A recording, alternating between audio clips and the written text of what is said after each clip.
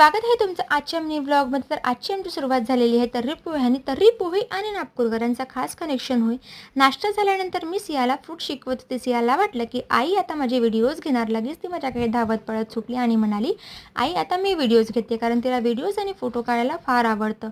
आज माझं महत्त्वाचं काम होतं ते ड्रायफ्रूट्स पावडर तयार करणं, कारण माझ्या सानवीला कोरं दूध देणं ही माझ्याकरिता तारेवरची कसरत असते। म्हणून मी काय ड्रायफ्रूट्सला भाजून घेतलं आणि मिक्सर जारमधून पावडर फॉर्ममध्ये तयार केलेलं।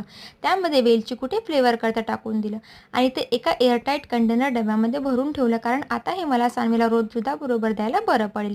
त्यानंतर मी सानवीला शोधत होती की सानवी कुठे, तर सानवी रूममध्ये आरशासमोर काही पोजेस आणि डान्स परफॉर्मन्स करत होती। सानवीला नकळत मी तिचे भरपूर असे व्हिडिओज घेऊन घेतले। जसं सानवीला कळले की आई माझी व्हिडिओज घेऊन राहिली, लगेच ती माझ्याकडे धावत पळत सुटली आणि थोडी शाय झालेली, थोडी लाजली ती। त्यानंतर आज जेवणाबरोबर काय करायचं हा मला विचार पडलेला, कारण रोज लोणचे आणि पापड हे आपण रोजच खातो आणि त्रासून जातो। म्हणून मी एक भेळ प्रकार तयार केला। त्यामध्ये शेव, कोथिंबीर, सांबार, टमाटर टाकून एक भेळ तयार केली। त्यानंतर जेवण झाल्यानंतर सिया तर लगेच झोपी गेली। जशी सिया झोपते तशी सानवी माझ्याकडे धावत पळत सुटते आणि लगेच मला बिलगून जाते। तिला माहिती असतं की आता आपले भरपूर लाड होणार।